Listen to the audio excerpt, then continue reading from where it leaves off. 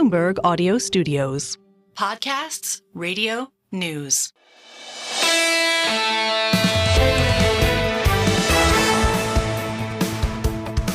Single best idea. Well, the first thing is to say, where did the first half go?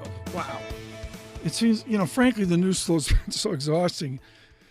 Excuse me, it feels like a year in the first half of 2024. And of course, we dive into the second half, I should say, looking at three massive, tumultuous elections in France. We'll talk about that in a moment. The United Kingdom, July 4th, and then, of course, all that's gone on in the United States in the last 72 hours. Thanks to Jordan Fabian at the White House for giving us a morning brief of just the absolute mystery of what to do. I'm sort of centered on reading about the donors to the Democratic Party, the donors to President Biden, but I'm just saying that as an amateur. I don't have any strong pearls of wisdom. Thanks for the really intelligent comments out on YouTube today, out in the live chat. The minimum of snark. Appreciate that. We're out on YouTube. Search and subscribe to Bloomberg Podcast. It's our new way to do it. I'll get the 6-month statistics here in a bit, and we're just humbled by the response. Today we're going to go to France and then bring it on back to the stock market. Alan Katz is one of the true reporters of Bloomberg, very important in finance, and particularly in finance reform, the criminal intent reporting of finance. And I guess that's how you wrangle yourself into the most coveted job in all of Bloomberg News, which is Paris bureau chief.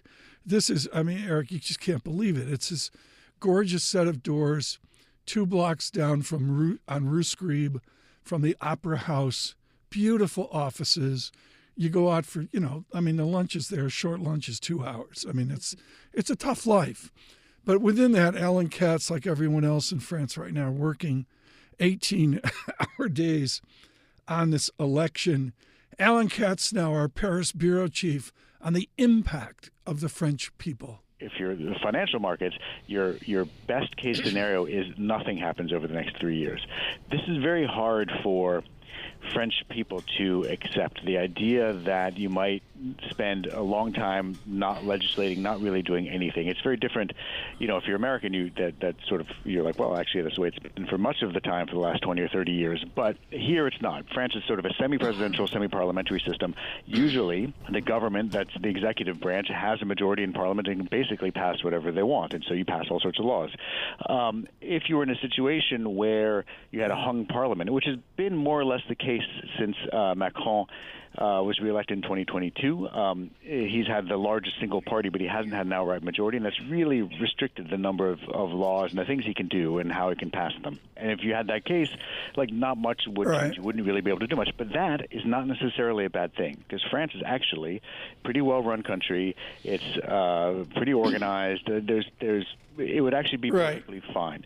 The other thing that could happen is that the National Rally gets a majority, and they could either do one of two things: either not that much, or they might actually say, well, actually, now that we're in power, let's really try to do stuff. Confused? So am I. That's what I take out of it. I saw a fantastic graphic today from the Financial Times of the first, second, and third tier results of the election of yesterday.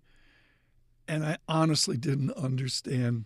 I've been doing this for a few years, and I didn't understand the chart. I literally did not understand what Alan Katz was talking about. I'm trying.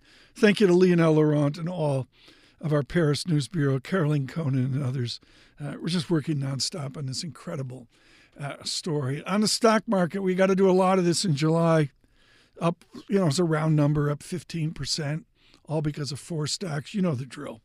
Cam Dawson gave us the first brief of the year. Cameron Dawson at New Edge Wealth. Here's Cameron Dawson on use of cash. The calculus for using debt in order to do share repurchases is less attractive at today's rates. But to your point, credit spreads are also extraordinarily tight. So you could take advantage of, say, yes, my base yield is higher, but nobody really is demanding extra compensation for credit risk. The BBB to BB spread is actually tighter today than it was in 2021, showing just how price per perfection the credit market is.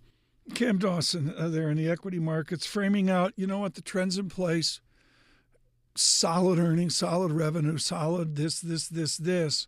And she's still on board with this equity market. Had a huge response on YouTube to the intelligence today of our guests, Audrey Child-Friedman on foreign exchange with Bloomberg Intelligence in London. And back to Cam Dawson, some very kind words about how Cam Dawson filters in the mathiness of equity analysis well.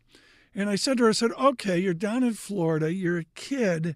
How did you get into the acuity of equity market analysis? Cam Dawson on the books she read. More Money Than God is a fantastic book, Sebastian Mallaby, about some of the great hedge fund investors. I think that books like Austerity, which is a fantastic book about politics and economics coming out of the European For me, it was crisis. Against the Gods, Peter Bernstein, on risk and uncertainty.